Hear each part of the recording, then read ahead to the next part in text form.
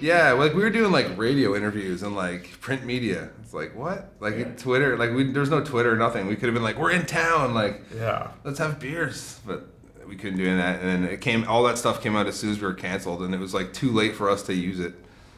So we're like, all right. We were too like depressed to use it anyway. We were like canceled. We're like, just angry. We were mad because we had written a lot of season 3, roughly. Like we had the idea, and we were getting better at writing by the end of season 2. So we felt like season 3 was actually going to be a good show for once. They strung us along forever. Like it's like, we'll let you know soon. It's just like months go by and your bank account's dwindling. I was working. By the way, you're canceled. Yeah. Oh, awesome. I was working at a factory, letting my money run out, hating life, and I was just like, oh yeah, it's gonna be that call, like that factory call. It's like, we got the show. I'm like, fuck you. And I just like leave, throw the fucking table. But no, I got the call and it was like, no, we're canceled. And I was like, so this is my life, this factory. Fuck it. Okay. So how'd the butcher idea come around? Completely it was random. So random, I tell you. I was in college. Went to college with Dave, and we were fucking around shooting something for media class.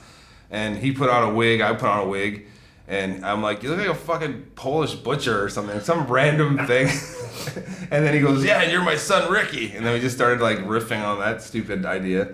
And then we just said, we should make a show. I was doing web cartoons at the time, so I knew how to do it. So I'm like, let's make a web cartoon out of it. So I had started, they went to California and sent me songs, and I started piecing together this like weird web series with like their heads as photo heads on cartoon bodies. It was like really rough. And then around that time, well, it was like we were gonna do episodes where maybe the mouths would move, and maybe we'd cut between different heads, different photographs. Yeah. And then Max Smith, Red Green's son, that was on board for helping us make the show, was like, why don't we just do video heads? And we're like, we can't. How do you do that? Like, what are we gonna do? We don't have green screen or anything. So we ended up using a ping pong table. And I think we painted green screen chrome key on our chests, like our naked, like we took our shirts off and just like painted our skin. And then we shot the first, we didn't even have a fucking tripod, so we used a barrel, like a drum. We like ratchet strapped the camera to the barrel. We wrote the most unfunny it was really skit ever. we brought it to Teletoon to show them this demo we had made.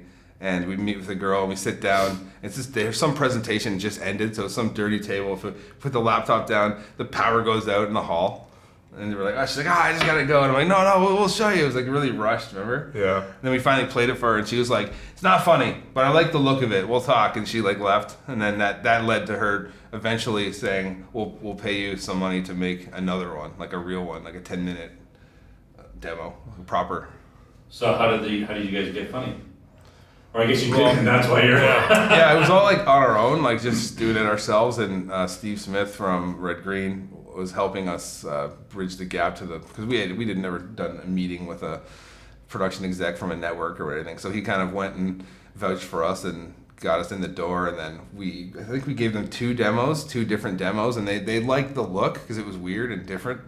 But they kept saying the writing's not there, because we hadn't really written any comedy shows. They're also like, well, who's going to be in it? We're like, well, us. Like, what have you guys done? Nothing. So they need names, eh? So they had a meeting about potential shows. Did we have a show then? Or what was that meeting for? But we showed up in full spandex, and we walked in the meeting, we played for them, like, the story of Son the Butcher. That happened? Yeah. Remember? You don't remember that? Okay, cool. And that kind of like helped solidify the idea that we could hold the show or whatever. Yeah, and then when they gave us the money for the 10-minute demo, it turned out to be way better than the stuff we'd done before.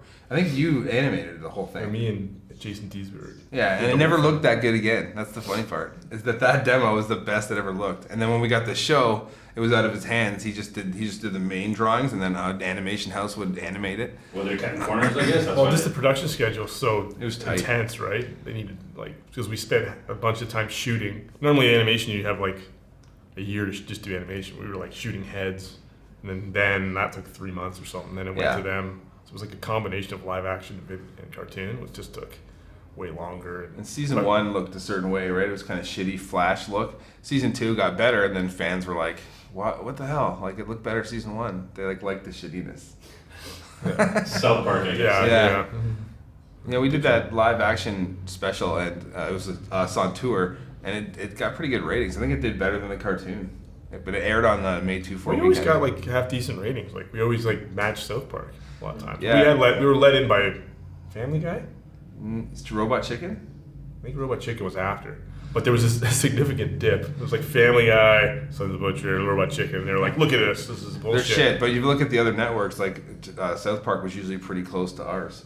Yeah, if you compare it to other shows, like, yeah, we were like crushing it. But they were comparing it to two juggernauts. Yeah. I'm like, oh, you guys don't hold your own with them. It's like, what Canadian show ever has? It never will. Yeah. You know? And I felt like after the season 2 release and tour, stuff started to actually come together. People started to know it. I'd be like shopping at Fortino's and someone would be like, "Are you Ricky Butcher?" And I'm like, "What? Really? Like, it's that far reaching?" But it wasn't really. And Well, how many countries was it? 150. So different countries. Yeah. like I used to get fan mail from like Mexico, the Philippines, Australia, the UK. It was unique. It was just finding its legs, I think. You know, the first two were just us figuring out what the hell we're doing. I think the third one, we were like, I think we got it now. And then that's when they switched management at Teletoon and it's like clean the slate. I was talking to Dave Beatty about just bands and shit like that in general, and he says usually if you have something that's good, it'll take 3 years Yeah. for it to actually start spreading around. So you need Yeah. that 3 Yeah. years just if it's already good. Yeah. That's how it felt. It felt like it was over just as it got its legs, because that's when I had the most fan outreach. It's getting bombarded with People show had offers. tattoos. We get people showing up with tattoos, Nice. logo. I was like, Yeah. okay, this is like becoming something. Starting to catch fire at like a underground level, and then it just slowly went out. True Canadian fashion. Like, Yeah. I don't know.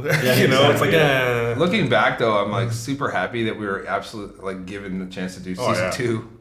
and like left alone for the most part. Like they didn't Yeah. really mandate much from us other than just like make a show. I kind of wonder if you guys were based in, say, Buffalo.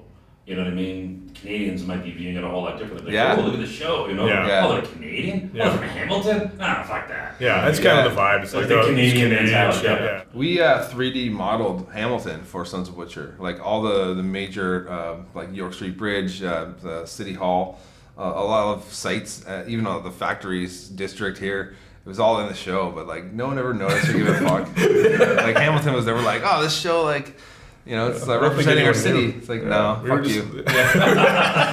It's like, I don't understand. Yeah, I think we were just like not quite there yet. I think Hamilton's changed though. Like now, Now, there's way yeah. more pride. I think if the show was here now, it would be like totally different vibe or something. It just feels different in the city. I know. That's because people have moved in from somewhere else. Yeah.